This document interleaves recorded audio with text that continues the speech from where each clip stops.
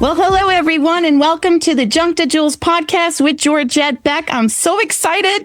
We have such a special guest today. I'm thrilled, and I'm just going to go right in and introduce him to you. Sheriff Richard R. Del Toro Jr. is a longtime resident of St. Lucie County. He was sworn in as the Sheriff of St. Lucie County just this past January 7th, 2025. Sheriff Del Toro has over 25 years of distinguished service with the Port St. Lucie Police Department. He served as the Assistant Chief of Police for 11 years, commanding over 400 sworn and civilian personnel, 200 volunteers, and managed an overall budget of approximately $65 million. Yeah, man. During his career, the city of Port St. Lucie has continuously been recognized as one of the safest large cities in the state of Florida by having the lowest crime rate for cities with a population of over 100,000 residents. Sheriff Del Toro holds a master's degree in public administration from Nova Southeastern University. He is a graduate of the Florida Criminal Justice Executive Institute and of the prestigious Southern Police Institute of Administrative Officers course. Sheriff Del Toro is deeply involved in the community, and this is a truth we attest as community members here. Myself, we see this all of the time. He is serving as president of the Treasure Coast Hope of the Homeless Foundation and as board of directors member and past president of the Boys and Girls Club of St. Lucie County. Yeah. He is also a council member of the Children's Services Council of St. Lucie County. Community engagement, a commitment to excellence, and being the very best public servant to the community are the foundation of Sheriff Del Toro's leadership style and career. He is extremely passionate, as you're going to learn and see for yourself, about his community and improving the quality of life for others, and proud to serve as Sheriff of the St. Lucie County. Welcome to the show, Sheriff Del Toro. Thank you for joining us here at Junk to Jewels podcast. Yeah, thanks for having me, Georgette. Good to see you again. Been a while. It's good to see you. You and I have been friends a very long time through the police department. My husband, Georgette Beck, who I will be married to this May, 21 years, second shift. Wow. Yep, 21. Time flies. And you guys were our other family, the law enforcement officer family, and LEOs and spouses and all. I've been blessed to know you and watch you for quite a long time. For all, like 21 years. So 22, 23, I knew Scott for that long then. Yeah. It's been a pleasure. So I'm going to just ask you, Sheriff Del Toro, let's go personal. Let's start at the beginning. Who are you? Where'd you come from? Like, share about your family a little bit.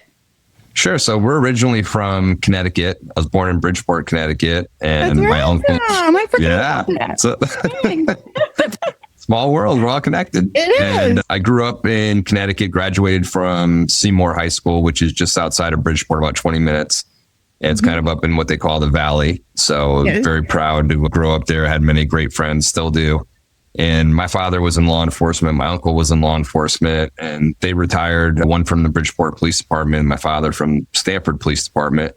So I always kind of knew I wanted to get into law enforcement, just didn't know quite when. And I didn't move to Florida. My parents moved to Florida after I graduated high school, but I stayed in Connecticut for a couple of years, just kind of wasn't really ready for college and that sort of thing. And I stayed there for a couple of years until had the opportunity to look into Florida and see that you could put yourself through the police academy. There was no civil service type test. You didn't need education.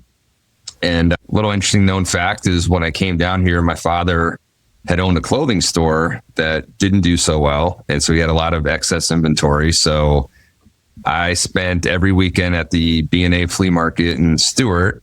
I love it. Selling jeans and different things like Calvin Klein and your entrepreneurness there. Yes. Yeah. So when people say like, oh, you've had it easy your whole life, that's really not true. Everyone's got a story that they've overcome challenges. And so I sold clothes there to get my tuition money for the academy, which was a whopping $2,000, I think, back in 1998 when I went to the police academy. And so I got married at the ripe old age of 20, coming up on 28 years of marriage this year. Oh, God bless you. And when I went through the academy, I was initially, believe it or not, turned down by the Port St. Lucie Police Department. It was rejected. Whoa. So yeah, Wow. Yeah, so I had no experience, wasn't certified, didn't have any college, and they basically told me thanks, but no thanks. And they really didn't look at my story at all, kind of that I was in the academy and came from a law enforcement family. So the academy director really liked me. And so he got me an interview set up with the recruiter from Port St. Lucie. So I walk into this interview, and the guy, he used to be a motorcycle cop out in Oakland, California. He was very tan, very muscular. He had like a white shirt like I'm wearing right now, but like short sleeves. And I mean, this guy he looked the part, right? So he says to me, hey, do you remember me from Sam's Club, which I was working at Sam's Club part-time Friday, Saturday, and Sunday just to kind of pay the bills. And I looked at him and I said, yeah, you came up to, he was in like workout clothes and he looked different.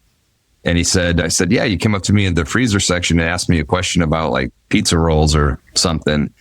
And he says, yeah, I wanted to see what your customer service was like, because that's very important to us in Port St. Lucie and how we treat people and different things. And I'm like, well, you must have did okay, because I'm standing here and then the rest is history. And kind of came up the ranks all the way to chief of police from being rejected. This is important this is a key takeaway. And I want to gather it now. Yeah. And of course, at the end, we'll gather them all the jewels. But hey, no matter where someone is right now, guy or girl, whatever age, people are watching you. Yeah. However you show up to do your thing, man, wherever that is, at Sam's Club, That's right. Department store, or a high up career job. Yeah. Hold your head high and you better, customer service attitude, people are watching. You got that open. So doors shut on us, but you persevered, right? You persevered. Yeah.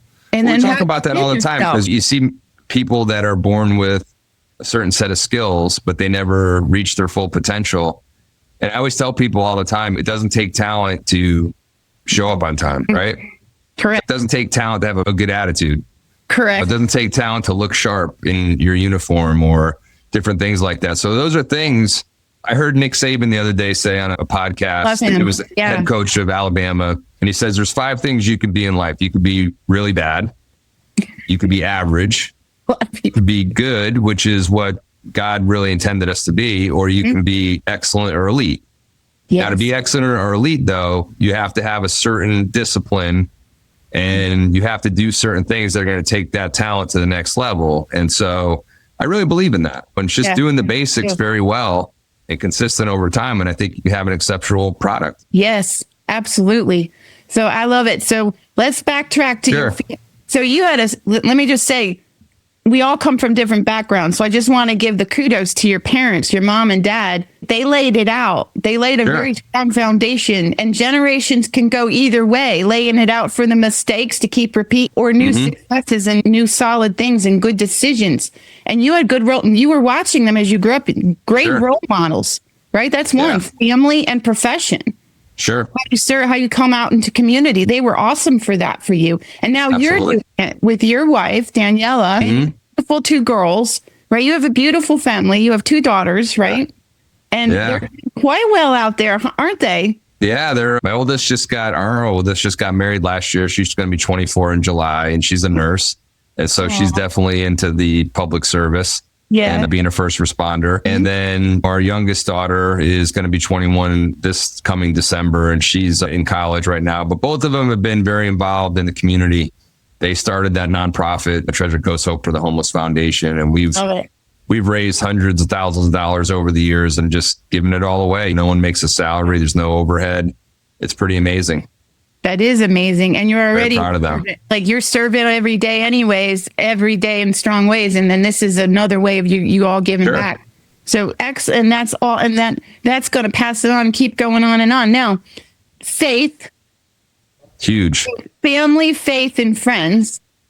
Huge part. How did you come to your faith? Because I know you're a man of faith as well with me. So, growing up, Italian family up in Connecticut, was kind of raised Catholic, went to Catholic school for a few years when I lived in Bridgeport. As we moved up to Seymour up in the Valley area, my aunt and uncle, who were very big influences in my life and are still to this day, were going to a church that was called New Life at the time. And it was back then it was born again Christianity, if you remember that term. Yes. Now it's just Christianity, but back then it was born again, and there's all different slogans, but it was more about your relationship and not so much routine as I was used to in being in the Catholic church. And so we kind of gravitated towards that. So my aunt played a big role in that in my life, and we just maintained that even coming down here. But, you know, I have very strong convictions in my faith, my family, and that's really what makes my commitment to serve possible, I believe, because we're doing what we were created to do, which is on that. Yes. Yeah. I mean, it's really what Jesus was all about. I mean, it was service. And if you believe like we do that you're created in his image, that's why I believe you feel so fulfilled when you help other people and serve other people. And it's tiring. I'm not saying it's easy. It's hard. It's hard to answer that call all the time and do those things. And I remember watching The Chosen recently. I don't know if you watched that show. Yeah. Yeah. We have to finish it, but yes. Yeah. And there's a time when Jesus just got done healing people, and he's walking back to the tent kind of in the middle of the night, and he's very weary and he's exhausted. And it's like, yeah, you could feel it's okay to feel that way. I felt that one. Yeah. Because your schedule, you have a very full packed calendar, and you've had it for a lot of years now. Yes. So yeah, you're 26 years, and then now the sheriff's department, which is a whole new level up of a whole territory you're going to conquer. That's exciting. But so I've learned recently the leveling up process. Sometimes people get stuck on they stay at the same level, even though that they've had victories in life. I just learned this for myself because Brendan Bichard taught me this at Growth Day event. A lot of times people get a victory. They got their college degree. They got a great job. And then something happens in life, takes them down. But then they have another success. But they never go any higher. So you're the example of the ascension. And as God's kids, like even if you look around the whole world, the globe, if you don't know God or not, look around you. God created everything to grow and expand. That's the message. So when you're having an ascension, you're becoming better and better every day. You're learning new skills. You're coming to higher levels of service, responsibility, and you've shown that. Yeah. One of the things, Sheriff, what do you attribute that to? Yes, faith and your mindset. Because you can't just show up at such a level and do the job you're doing and serving the people, so many people, and having a good family foundation. What are your mindset? What's your mindset? Like, what do you think does that for you? Like, what do you do in your habits, routines that help you keep that level of success, but that spirit of excellence about you? Yeah. From inside, but you got to choose every day. What helps you do that? So I was very fortunate to grow up in a very competitive environment, whether it was sports or with my siblings, and not in a bad way. I don't mean that in a bad way, but always kind of keep moving forward. I believe you're either growing or you're dying. There's no maintaining in life. You're either getting better or you're getting worse. And I came into this profession with no education. I had a high school education, and I came to a professional organization that said, hey, either get these degrees or you could forget about moving up. And I remember coming to work one day, and I was at a stoplight at Dalton and the Boulevard. And I was like, man, there's got to be more to life than just going to work every day, punching the clock. Yeah. You got to grow. And I started Martin. Right. Yes, so I was an average student in school, but I was very good at I had perfect attendance because I love being around people, because I like people person, kind of beats my personality. And I always tell people that your kids have different talents. And so you have to look at their talents and use them to the best of their abilities. And although I let my parents down when it came to the grades, it's the people part has served me well in my career because it's helped me get to where I am today. So I always look back and joke with my parents about that. But I was with some people, and mentors are just so important in your life. And Martin he drove me one day to Indian River State College and signed me up. And the rest is history. I got a master's degree now. He went there with you to go sign up. He did. I didn't know what to do. The guidance counselors at my high school didn't pay any attention to me because I was getting C's. Yeah. So I wasn't looked at as investing in their time. And so you never know. That's why I was trying if you treat people the way they are, they're going to remain they are. But if you invest in them and help them, they're going to become what they should become. And that's a perfect example of that. And I just learned, like I don't know if you follow Brendan Bouchard, Ed Milet, Lewis Howes, Mel Robb, like all those. Here's the deal. You got like mentors. You kicked it. It. For me, books have been my mentors for many years. But also now I'm actually getting to meet. But they just talked about, Ed Milet shared a very personal story, and it's on his podcast as well. And he just shared it with us at an event I went to about his son. And how his son, they were playing golf and he wasn't that great at it. So he was trying to be a good dad and said, this is just for fun. It's okay. Yeah. And then it came to a point where he was really bad at this big, important golf game. He finally, something clicked. And he was like, because they made fun of his son. And he responded, of course. Sure. Then he said, wait a minute. We're going to win this one. Son, you're going to win it. From then on, he kept seeing, like, you remember the shot of this? He called out shots. And then he took it serious. Do you know he won? He won. And then professional. His son is professional. But here's the deal about competition. You said that word. Competition's not a bad thing. No. In fact, if you compete against yourself every single day, that's the best thing. Because you're right. Competition, you were meant to go and do, guys. That's right. Iron sharpens iron. If you're afraid of competition, your standards are way too low and you have to level up. You have to raise your game. I could have retired and live a comfortable life at the city of Port St. Lucie, been chief of police, but, or just been satisfied. But I think when people aren't motivated, I think they don't have enough goals. And if you don't have goals or you're not working towards something, it's very hard to get into the movement. So that's one thing we're going to be very good at here at the Sheriff's Office is establishing a lot of high goals, not just average. I'm talking stuff that we never thought we could do. That's right. Possible. We have a saying here, instead of mission impossible, it's called mission possible. And that's, love that. Yeah, it's really cool. So, because you know what? That excites people. When you have something high, a high standard. Sure. You're going to fall short, but guess what? It gives you something to strive for. Absolutely. So I love the word values. And a lot of times people think, I want to create this dream or do this, but they don't do it. And I'm learning because I'm guilty of it myself. It means you don't value it enough. You value something else above it. So just from me knowing you and watching you, and I'm sure a lot of our community members could agree with me, family is a high value for you. Meaningful relationships, high value for you. Of excellence, growth, truth, honor, justice. These are some of the verbs I'm coming up with and adjectives, but ethics. What else, Sheriff? What other values? So we're implementing a standard of performance here at the Sheriff's Office. And part of that is 3 core values that we are going to adhere to. And one of them is doing what's right. Because when you do that, it establishes trust. The next one is being committed to excellence because it shows people, that you are a high achiever. It basically just doing your personal best. I don't think everyone has to be the best, but everybody has the ability to do their personal best. And I don't mind mistakes, but what I cannot stand is when people don't try. So that really upsets me because everyone should be just becoming the best version of themselves. And then lastly is treating people how you want to be treated, which I think shows people you care. And that doesn't mean you have to give everyone an easy pass because I'm very hard on people, but I'm hard on them because I know how good they can be. And if I didn't think they could do it, I wouldn't be so tough on them. So those are just 3 of the core values that we hold near and dear. When I'm having a problem with somebody, usually I could go back to one of those 3 things and point out and say, hey, this is why you're not doing your best or you're not doing the right thing or you're not treating someone how we'd want to be treated when we're delivering that service. That's just so special to us here for what we do. Yeah. Now you have an excellent leadership style. What are some of the folks you've learned from to help you with that? Oh, how much time do you have? I got a million of them. I mean, one is your husband, who I spent a lot of time with during my career. Oh. I mean, he was so good at what he did, but more than being just a good cop, he cared about people. Yes. And believe me, there were times where he dropped acid on me because he needed to.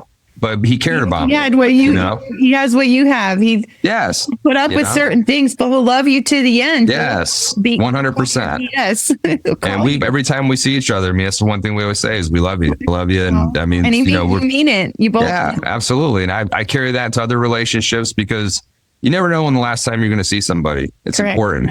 So John Bolduc. Yeah. John Bolduc's another great one that's been very near and dear to my heart.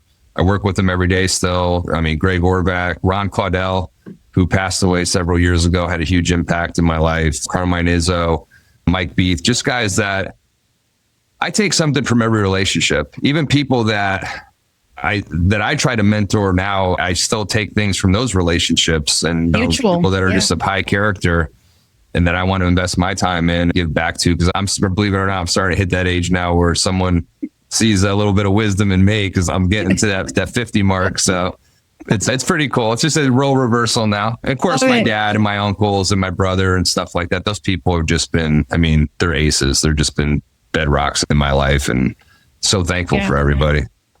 See, so your life portrays the value of the family, of faith, family, friends, but it's and here's the deal. Now we talked about mentoring people. If they think they don't have anyone around them, start with the book, start with the podcast. That's how I do a lot. And then get yourself in a room with people and people you admire. So the thing is, we all need someone. And the fact that now you're on this platform, that's our whole county.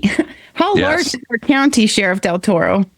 So our county is very big. It's about 360,000 people, and it's expected to be about 600,000 when it's all grown out and built out. So luckily, I've been fortunate enough to work in very fast-growing communities like Port St. Lucie. So I know how to deal with that. I know what the expectations are, and it fits right into kind of my personality of continuous improvements and getting better and growing. And I enjoy the contest, basically trying to keep up. And I don't even like to use the word maintaining. I always like to we're continuous improvements. That's what we got to always focus on. So you and I are liking that. Yeah. I love that about us, because I sense that you're like, Scott is very driven too in certain ways. He's a people relationship more so is this like thing, but he's like, what? But my speed, I sense like we have the same like speed. Yes. Yeah. I mean, working at a very fast pace. Yes. Yeah. But curiosity and learning something new every day is fun. And then turn it to how we can help people around us. But you won some awards throughout your career too. And you have a whole list. My gosh, there's like 15 on this list that I have. Just recently, the 2023 Command Officer of the Year, Florida Police Chiefs Association, a congressional award in recognition of outstanding and invaluable service to the community by Congressman Brian Mast.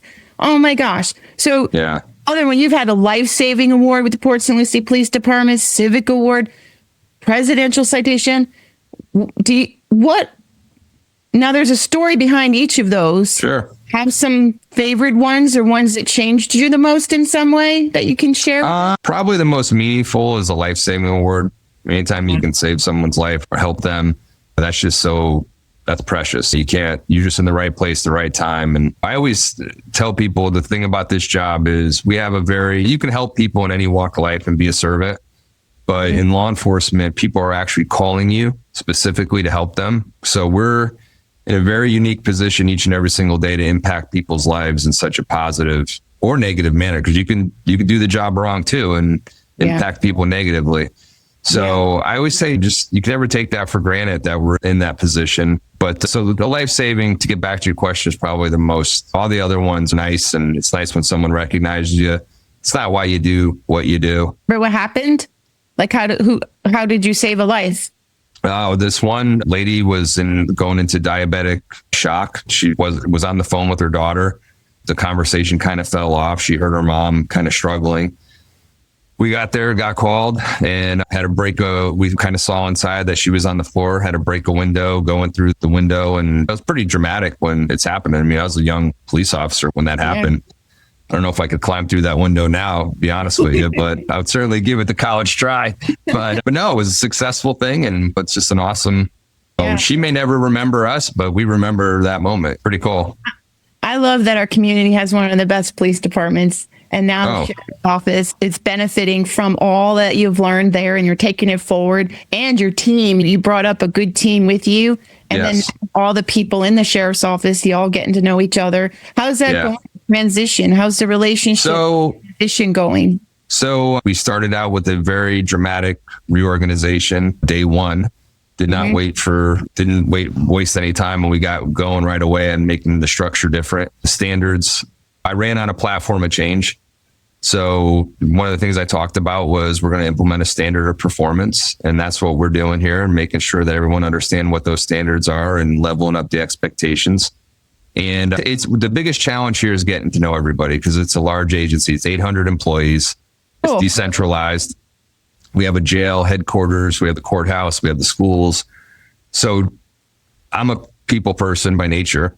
So I don't believe anyone could sell your message the way you can. So it's important for me to reach out to the employees, meet with them, have as many one-on-one discussions as I can, and just make them understand that it's not about me. This is about them. This is about the organization. Because if it's all about me, no one's going to buy into the goal.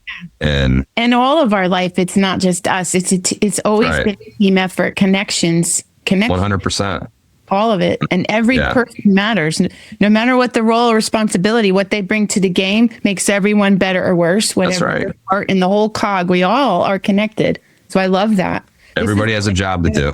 And we have to do our job at the highest possible level. So Absolutely. So can you share some of your routines, like your daily habits and your routines that help you show up and be your best every day? Because honestly, seriously, we all have choices. Yeah.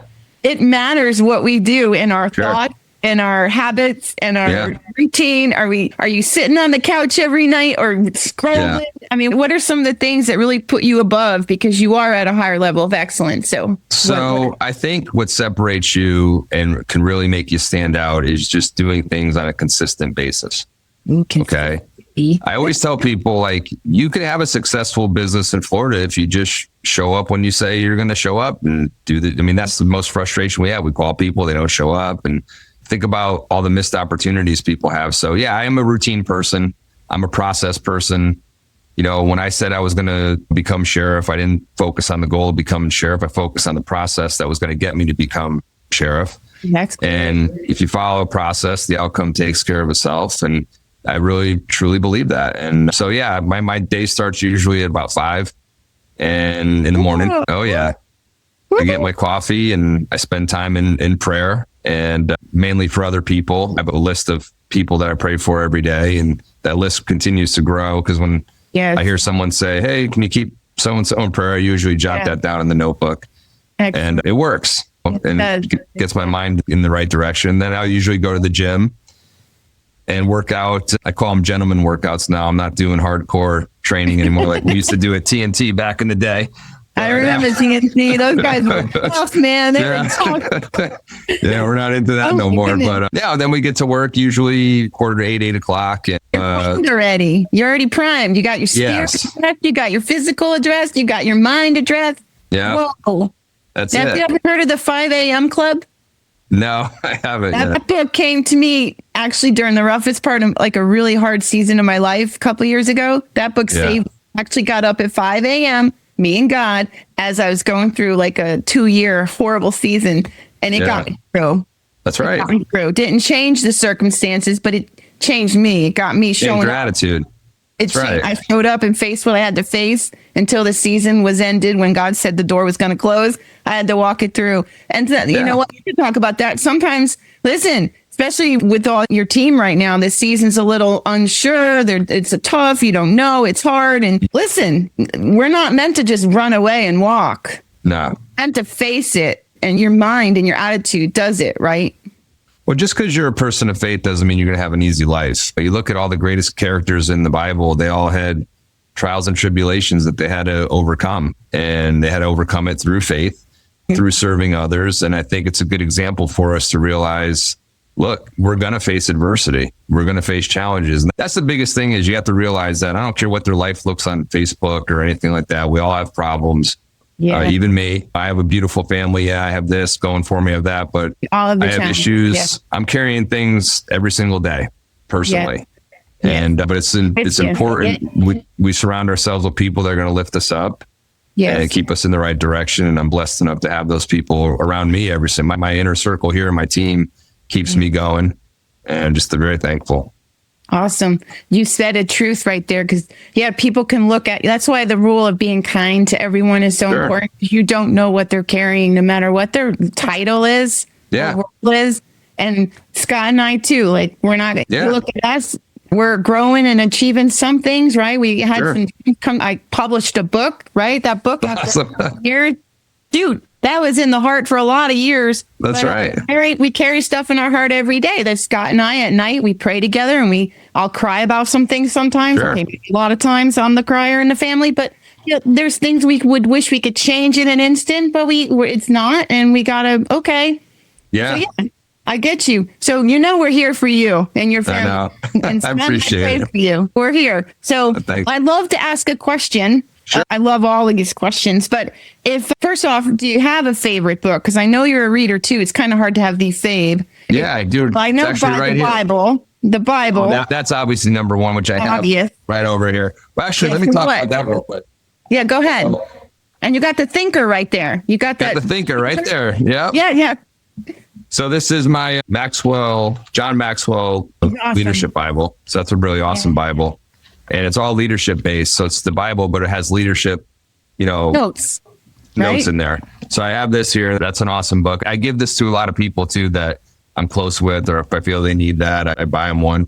But probably my all-time favorite book is right here. This is Bill Walsh, The Score Takes Care of Philosophy of Leadership. Oh, yep. Awesome. It's an awesome book, and it's basically kind of sums up my leadership style, and you focus on that process, and the score takes care of itself, basically. And it's pretty awesome. I love that book, and I'm getting back into reading more. I shouldn't say reading more Audible books, and I'm really big into Audible books because I have a half-hour ride to work now, so I try to fill it with a different time and things like that, and continue to grow. That's perfect. So yeah.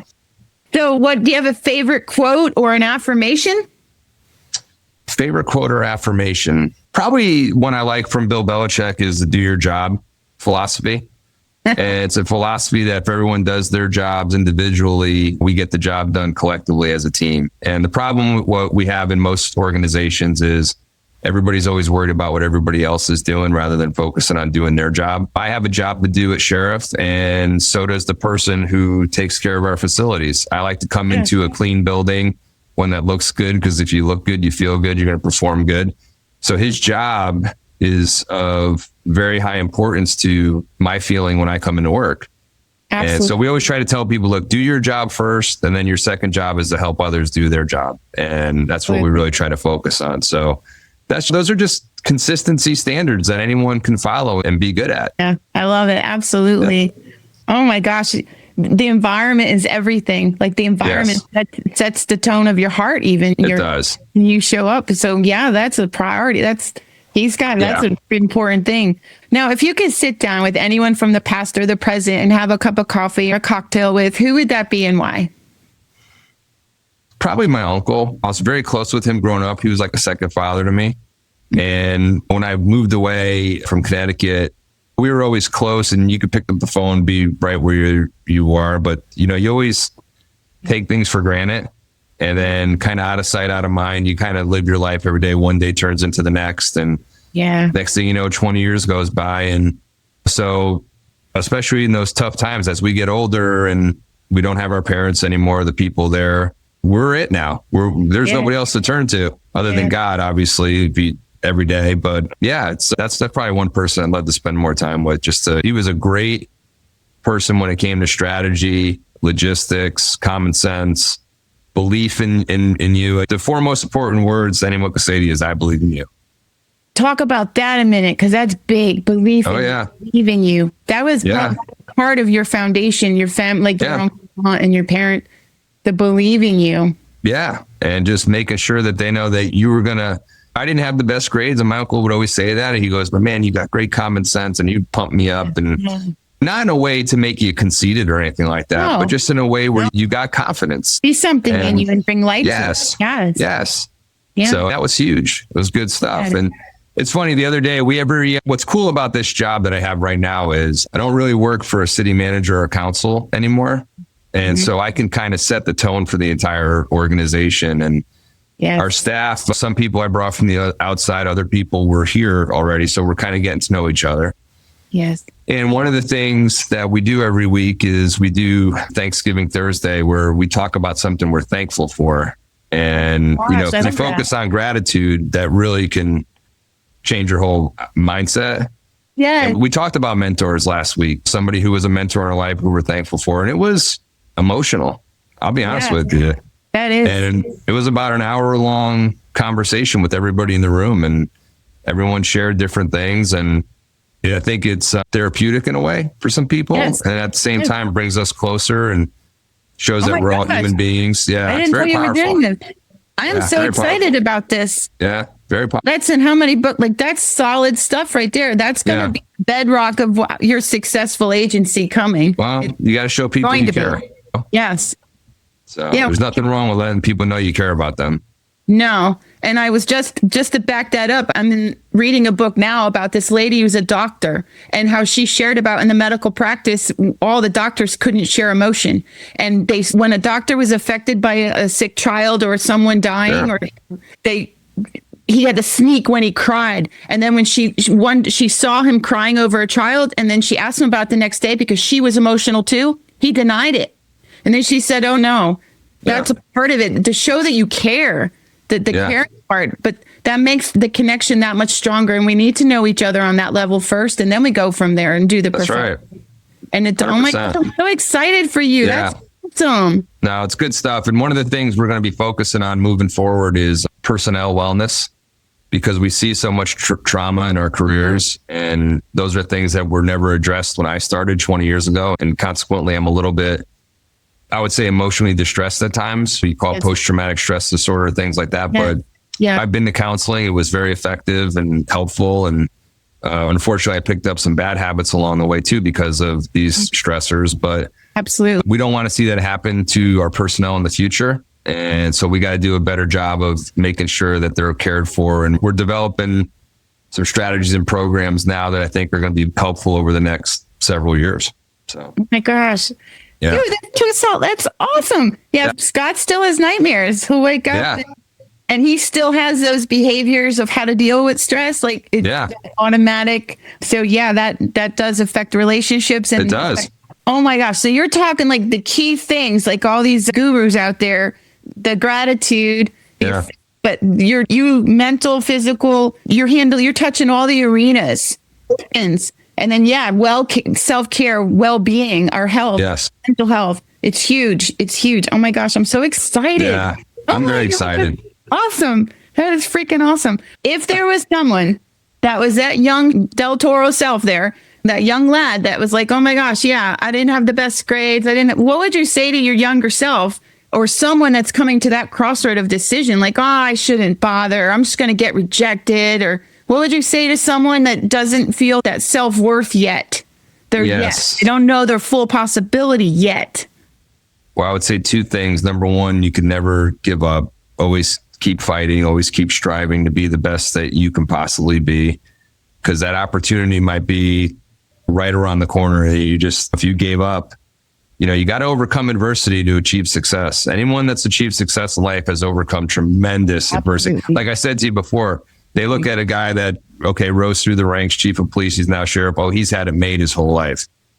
I went through a lot of struggles. I went to school full time. I had to sell clothes at a flea market to get tuition, and the end result's good, but no one wants to recognize the hard work and the sacrifice you make to get to where you want, but they just want to have what you have. And the second thing I think is critical and is attitude. Attitude is probably the most important choice we make each and every single day.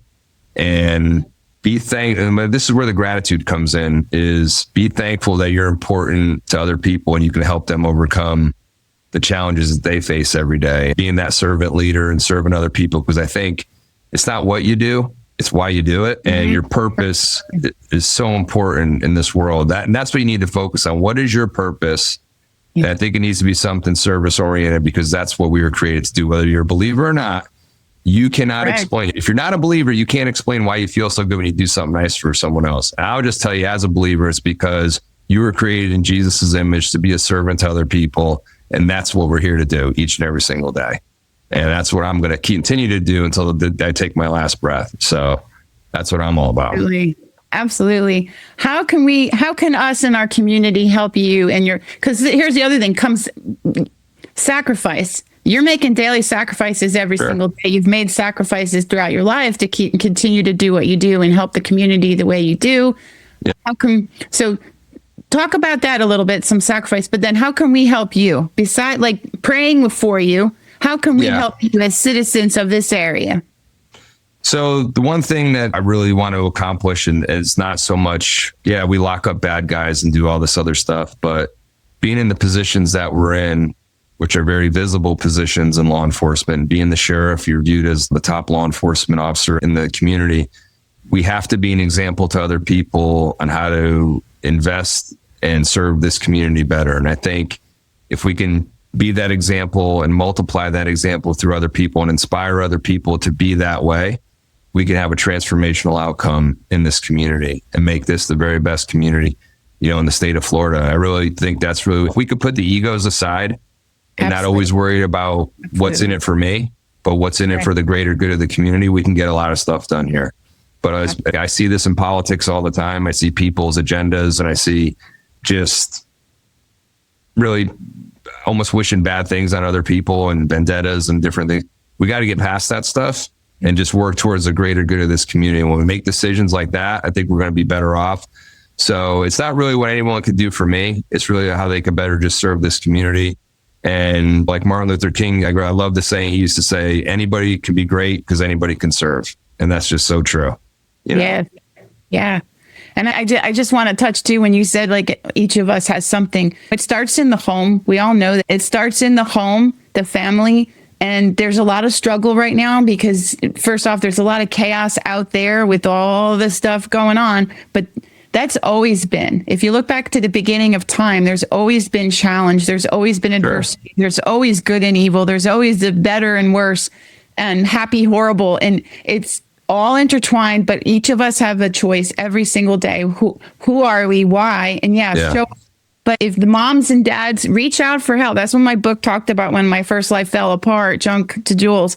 Reach out for help. It was faith, it was community, it was counseling, self-help groups. I mean, and keep asking. It's okay to ask for help. So call the police when you need them. It's not a bad thing to call and ask for help because you're here to serve, but we're all here as a community to help each other. We have so many nonprofits that are awesome in our area and everyone's helping in so many ways. But parents, families, kids, I love how the parents help each other. I've seen it. So yes, we have awesome police. You guys you are awesome. And we're going to help you as a community, I think. And I think everyone just looks around you. Yeah, you're on our prayer list. So maybe listeners and those watching on YouTube, pray for the police departments all across the state of Florida, our world, United States of America. Pray for the families. Pray for the moms and dads that feel overwhelmed in their moment. Pray for those that are struggling with housing, literally, and the mental health. These are big world issues right now. But it starts small and then it goes up and out. But we're all interrelated. So I like what you said about ego, Sheriff. Do you know, it's funny. The more you help someone else, you get lifted up. That's right. But when you only focus on yourself and then at all costs, you end up getting down eventually. Like it's going to. Well, like I said, if it's all about you, no one's going to buy into it. So just be a force multiplier. Be out there helping, serving, being kind to one another. I know it's hard sometimes. It's very difficult. Yeah. I mean, there's times I talk about having the right attitude. There's days I don't have the right attitude because I've let other people affect it in a negative way. And it takes away from, that's just the enemy fighting against us. But there is a battle of good versus evil going on in this world. I really, truly believe that. And in our head. Yes. In our head every day. We live in a fallen world, but we just got to do the best we can each and every single day. Absolutely. I want to thank you, Sheriff Del Toro, for coming on the podcast. I want to thank you for what you're doing in this community. And I want to thank your wife and your family for supporting you. But they are awesome too. They are a part of the package that you are. We know that. Yeah. All of you together and your whole team at the sheriff's office and where you've come from at the Port St. Lucie Police Department, all of it, everyone's important. But I want to give you kudos for what you're doing. You're off to an awesome, excellent start. And I'm so excited to see where this goes.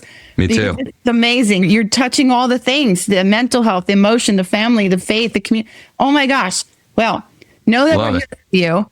And I can't wait to see what you do. So thank you so much for coming on our show. Thanks, Georgette.